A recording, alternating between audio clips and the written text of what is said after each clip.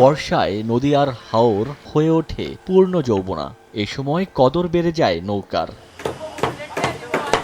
৩ থেকে ৪ মাস এমন ঠকঠক শব্দে মুখর থাকে ভৈরবের বিভিন্ন গ্রাম। মৌসুমী কারিগররা ব্যস্ত থাকেন নৌকা তৈরিতে।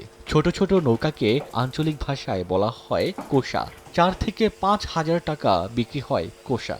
আর আকারে বড় হলে দাম ওঠে ৮ থেকে ১০ হাজার টাকা পর্যন্ত। লস লাভ করে কিন্তু সারের কাজ দিল আগে বেচা কেনা করি বিভিন্ন জায়গার আশাগঞ্জ বাউনবাড়িয়া তারপর বিভিন্ন জায়গার চাইছে লয়ে যায়। বাদল দিনে প্রকৃতি অশান্ত থাকলেও কারিগররা থাকেন প্রফুল্ল।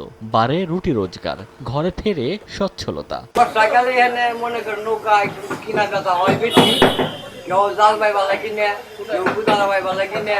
নৌকা বানাতে সময় লাগে। এক একজন কারিগর দিন প্রতি মজুরি পান ৮০০ থেকে ৯০০ টাকা পর্যন্ত। সময় সংবাদ, ভৈরব।